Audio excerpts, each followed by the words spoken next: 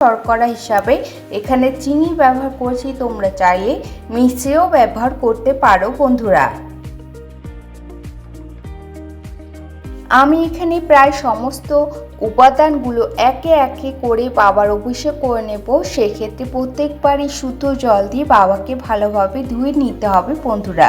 তোমরা চাইলে এখানে পঞ্চামৃত একত্রিত করেও বাবার অভিষেক করাতে পারো। পঞ্চামৃত কিভাবে তোমরা তৈরি করবে সেটি আমার একটি শর্ট ভিডিওতে অলরেডি আছে, চাইলে তোমরা দেখে নিতে পারো বন্ধুরা।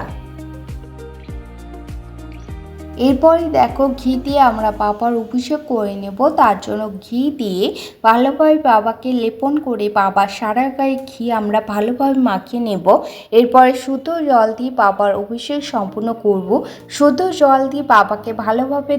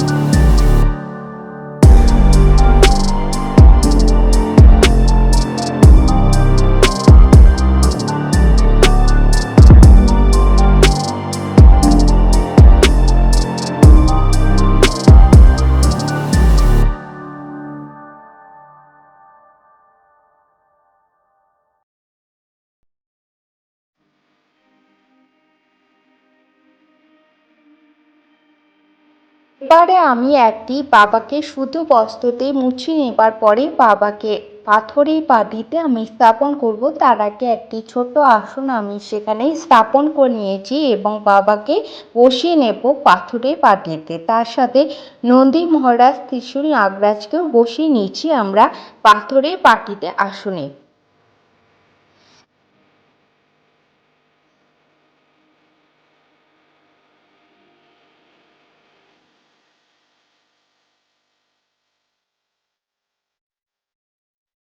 বাবাকে বসিয়ে নেবার পরে এখানে অষ্টগন্ধা চন্দনের তিলক পরিয়ে দিচ্ছি আমরা। সেক্ষেত্রে নাগরাজ ত্রিশূল নন্দী মহারাজকেও আমরা অষ্টগন্ধা চন্দনের তিলক পরিয়ে দেব। তোমরা চাইলে শ্বেত চন্দনও এখানে ব্যবহার করতে পারো, নতুবা শ্বেত চন্দন এবং অষ্টগন্ধা চন্দন মিশ্রিত করেও তোমরা এখানে ব্যবহার করতে পারো বন্ধুরা। এবারে আমি তোমাদের সাথে সেই সময় বিল্বপত্র অর্পণ করবার যে নামটি, বিশেষ নামটি লিখে বাবাকে বিল্বপত্র অর্পণ করবে সেটি তোমাদের সাথে শেয়ার করব। এই পঞ্চম সোমবার বা লাস্ট সোমবারে আমরা এটি অবশ্যই করব বন্ধুরা। একটি মাত্র বিল্বপত্র তোমরা এই নামটি লিখতে পারো। রাম নাম লিখে অবশ্যই পঞ্চম সোমবারে লাস্ট সোমবার শ্রাবণ মাসের শেষ সোমবারে বাবাকে আমরা অর্পণ করব। তার সাথে মনস্কামনা জানিয়ে বাবা আমাদের সকল মনস্কামনা এবং সুখ সমৃদ্ধিতে ভরে তুলবেন আমাদের সংসার।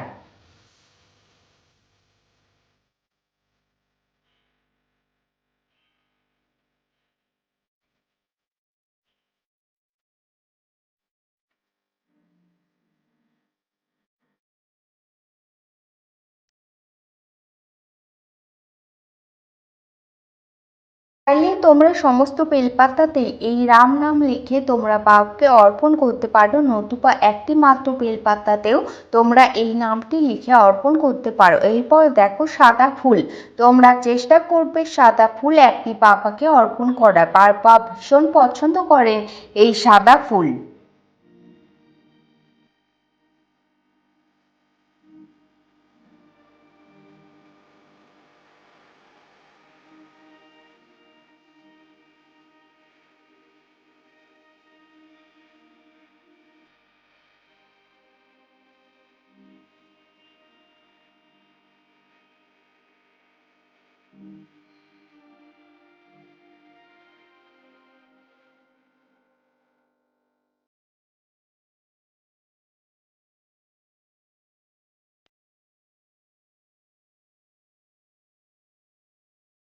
এরপরে একে একে নন্দী মহারাজকে আমি বেলপাতা ফুল অর্পণ করবার পর ত্রিশূল নাগরাজ এবং গৌরীপীঠে একটি রঙিন ফুল অর্পণ করে দেবে বন্ধুরা। তার সাথে বাবার ভীষণ পছন্দের নীলকণ্ঠ আকন্দ ফুলের মালা আমি পরিয়ে দিলাম বাবাকে। আকন্দ ফুলের মালাটি আগের দিন এনে রাখা বলে এখানে নিতে গেছি বন্ধুরা। এবারে আমরা সাদা ফুল এবং বিল্বপত্র সহযোগে বাবাকে পুষ্পাঞ্জলি দিয়ে নেব, তার সাথে চন্দন দিয়ে এবং তার সাথে মনস্কামনা জানিয়ে ওম নমঃ শিবা এই মন্ত্রটি 3 বার বলেই বাবাকে পুষ্পাঞ্জলি দিয়ে নেব।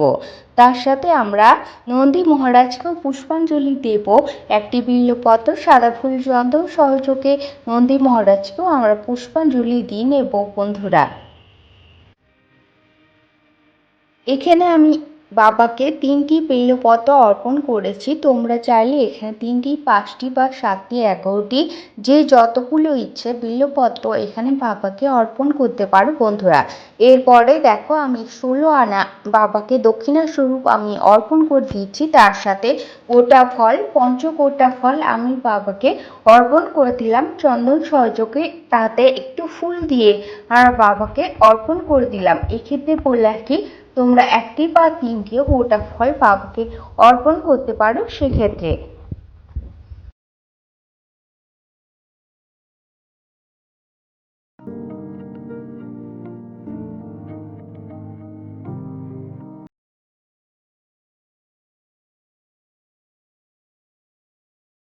এরপরে বাবাকে জল অর্পণ করবার জন্য জলটা আমরা প্রস্তুত করে নেব। এখানে সুগন্ধি হিসাবে গোলাপ জল, অগরু এবং কর্পূর, তার সাথে চন্দন এখানে মিশ্রিত করেছি। এটি কিন্তু গঙ্গা জলই নিতে হবে বন্ধুরা। অভিষেক করবার সময় আমরা শুদ্ধ জল ব্যবহার করতে পারি, কিন্তু এক্ষেত্রে গঙ্গা জলই ব্যবহার করতে হবে বন্ধুরা। এরপরে বাবাকে আমরা বিভিন্ন শস্য অর্পণ করে দেব। প্রথমেই আমরা অখণ্ড আতপ চাল বাবাকে অর্পণ করব। তার জন্য গঙ্গা জলে ভালোভাবে চালগুলো ধুয়ে নেওয়ার পরে বাবাকে ওম নমঃ শিবায় মন্ত্রটি 3 বার বলেই অখণ্ড আতপ চালটি অর্পণ করব। সেক্ষেত্রে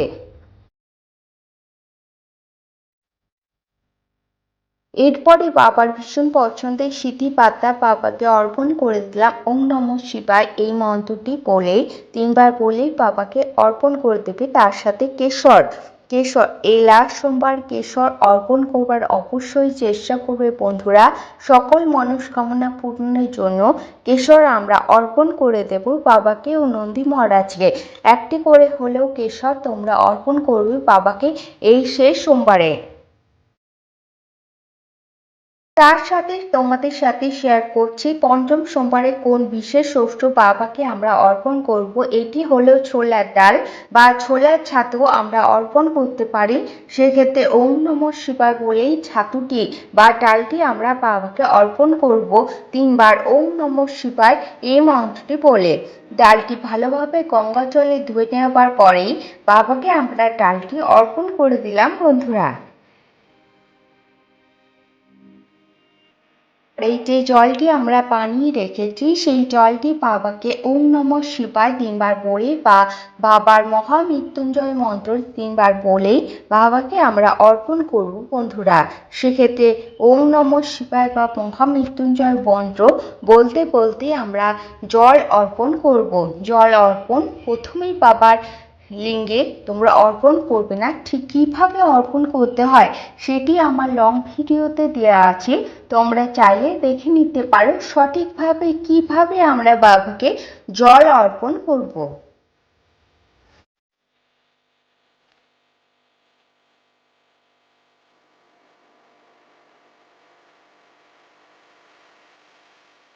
পরে জায়গাটি আমরা ভালোভাবে মুছে নিয়ে আমরা ঘিয়ের প্রদীপটি অন্যদিকে সরিয়ে নিলাম। এখানে ভোগ নিবেদন করব, সেই কারণে ভোগ নিবেদন করবার জন্য আমি সামান্য কিছু ভোগের আয়োজন করেছি, সেইগুলির প্রস্তুত করে নেব। কালকে আমি দেখো এখানে তোমাদের সাথে শেয়ার করব কালকে তালের বড়া আমি বানিয়ে রেখেছি বাবার জন্য, সকল ঈশ্বরের জন্য। সেটি আমি আজকে ভোগ হিসাবে বাবার প্রস্তুত করে নিচ্ছি বাবাকে ভোগ হিসেবে দেওয়ার জন্য।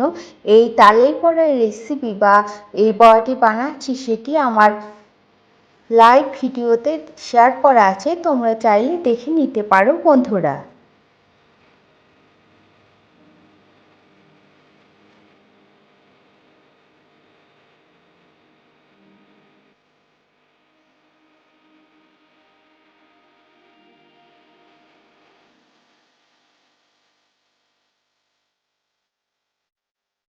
তার সাথে ফল মিষ্টান্ন দিয়ে আমি ভোগটি প্রস্তুত করে নিলাম। এরপরে বাবাকে ভোগ নিবেদন করবার পালা এবং সকল ঈশ্বরকে ভোগ নিবেদন করবার পালা। তিনারা যেন আমার এই সামান্য ভোগ গ্রহণ করেন এবং আমার পুজোতে কোনো ভুল ত্রুটি হয়ে থাকে তিনারা যেন গ্রহণ করে আমাকে ক্ষমা করে দেন। আমার এই সামান্য কিছু ভোগ যেন তিনারা গ্রহণ করেন, এই প্রার্থনা করেই আমি ভোগ অর্পণ করব বন্ধুরা। এই ক্ষেত্রে বলে রাখি বন্ধুরা যে বাবাকে ভোগ নিবেদন করবার পরেই আমি একটি বিল্বপত্র, তার সাথে জলে একটি বিল্বপত্র এবং মাকে ও বাবাকে যে ভোগটি অর্পণ করেছি তাতে তুলসী পাতা ও ফুল অর্পণ করে দিলাম। বাবাকে অবশ্যই প্রত্যেক সোমবারে চেষ্টা করবে বিল্বপত্র সহযোগে ভোগ অর্পণ করবার। এরপরে দেখো আমি বিল্বপত্র ফুল সহযোগে এরপরে আমি গণেশ দেবতার উদ্দেশ্যে ফুল এবং বেলপাতা নিয়ে পুষ্পাঞ্জলি দিয়ে নেব বন্ধুরা। তার সাথে সাথে মা লক্ষ্মী এবং বাবা নারায়ণের পুষ্পাঞ্জলি আমরা দিয়ে নেব। এরপরে আমরা আরতি করে নেব বাবার। পুরো ভিডিওটা তোমরা দেখতে থাকো কিভাবে কি দিয়ে আমরা পুষ্পাঞ্জলি দেব বাবাকে এবং আরতি করে নেব, সেটি তোমরা সম্পূর্ণ ভিডিও দেখতে থাকো। তোমরা অবশ্যই বুঝতে পারবো এই বিশেষ উপাদান দিয়ে বাবার অবশ্যই আরতি করবে বন্ধুরা। এইখানে দেখো মহামন্ত্র জপ করতে করতে মহামন্ত্র বলতে বলতে প্রণাম জানিয়ে আমি মা লক্ষ্মী ও বাবা বিষ্ণুর পুষ্পাঞ্জলি দিয়ে নিচ্ছি। তিনারা যেন আমার ভুল মার্জনা করেন এবং সামান্য ভোগ যেন তারা গ্রহণ করেন সেই প্রার্থনাই করব বন্ধুরা। এরপরে এক একে মঙ্গল দ্রব্যে ফুল দিয়ে আমি পুষ্পাঞ্জলি সম্পূর্ণ করব এবং তার সাথে সাথে বলবো জলের সংকটে আমি ফুল ও জল দিয়ে মহামন্ত্র বলে ঘটে জল অর্পণ করব বন্ধুরা। তোমরা দেখতে থাকো, এরপরেই আমি আরতি সম্পূর্ণ করব।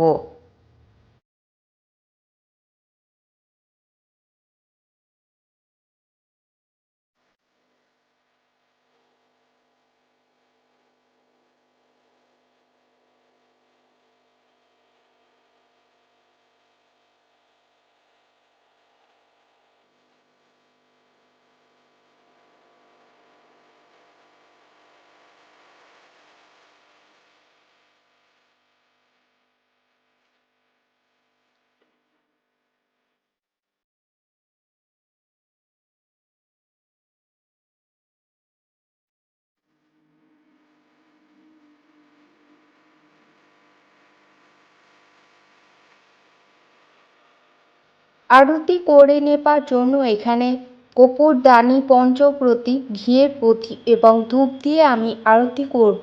তোমরা শ্রাবণ মাসের প্রত্যেকটি সোমবারে শেষ সোমবারে অবশ্যই তোমরা চেষ্টা করবে পঞ্চপ্রদীপ সহযোগে বাবার আরতি করবার, তার সাথে কর্পূরের আরতি অবশ্যই করবে বন্ধুরা। এই প্রত্যেকটি সোমবারেই আমরা কর্পূরের আরতি করেছি এবং শেষ সোমবারেও আমরা অবশ্যই কর্পূরের আরতি করে নেব। কর্পূরের আরতি বাবা মহাদেব ভীষণভাবে পছন্দ করেন সেক্ষেত্রে।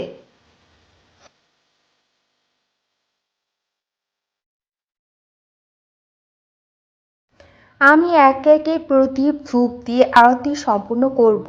এখানে ঘিয়ের প্রদীপ ও ধূপ সহযোগে আরতি করে নিচ্ছি ওম নমঃ শিবায় এবং মার আরতি করবার সময় মহামন্ত্র বলে আরতি করে নেব বন্ধুরা।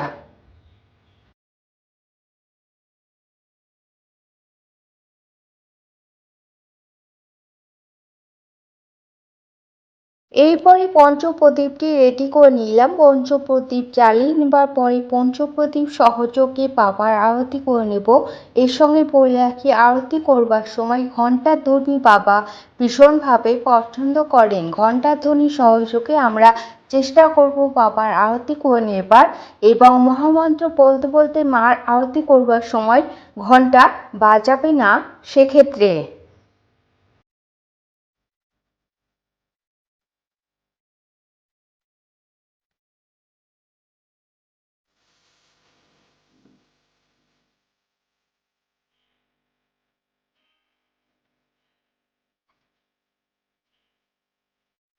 এরপরে আমরা সেই বিশেষ উপাদান যেটি সকল দেবতারাই পছন্দ করেন কর্পূরের আরতি, সেই কর্পূরের আরতি করে নেব বন্ধুরা। তার জন্য ঘণ্টা সহযোগে আমরা বাবার আরতি করে নিচ্ছি। ওম নমঃ শিবায় এই মন্ত্রটি বলতে বলতে আমরা ঘণ্টার সহযোগে বাবার আরতি করে নেব। এর সাথে বলে রাখি মা লক্ষ্মী এবং বাবা নারায়ণের আরতিও আমরা এই কর্পূরের আরতি করে নেব, সেক্ষেত্রে ঘণ্টার ধ্বনি বাজাবে না বন্ধুরা।